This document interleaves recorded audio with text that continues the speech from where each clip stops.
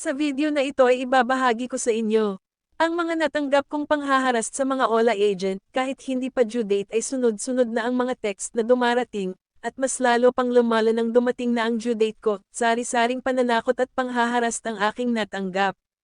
At kung isa ka sa mga nagbabalak na umutang sa mga online lending apps na ito, ay panoorin mo muna ang video na ito hanggang dulo, para may idea ka na kung ano-ano ang mga possible mong maranasan sa kamay ng mga mapagsamantalang mga OLA agent. Ito ang araw bago ako mag-due date. Ito kaagad ang natanggap kong text. Dito ay medyo matamis pa ang kanilang pinadalang mensahe. Dito ay mapapansin mo, kahit hindi pa ako due date ay tumubo kaagad. 5,500 lang ang inutang ko at ang dumating sa akin ay 3,700 na lang.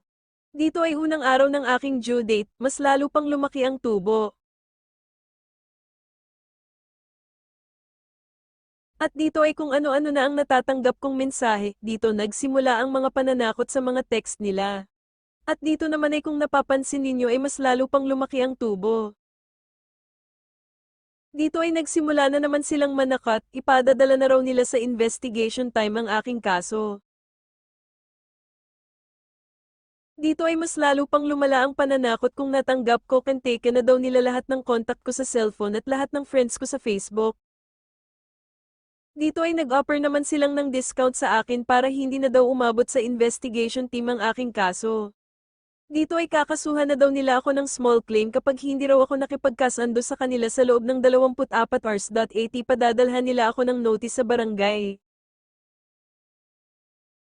At dito naman sa kabila ng pananakot nila, ay bigla na lang ako natawa nang mabasa ko ang kanilang mensahe. Sila na ang nakikiusap na kahit partial o magkano lang daw ang ibayad ko.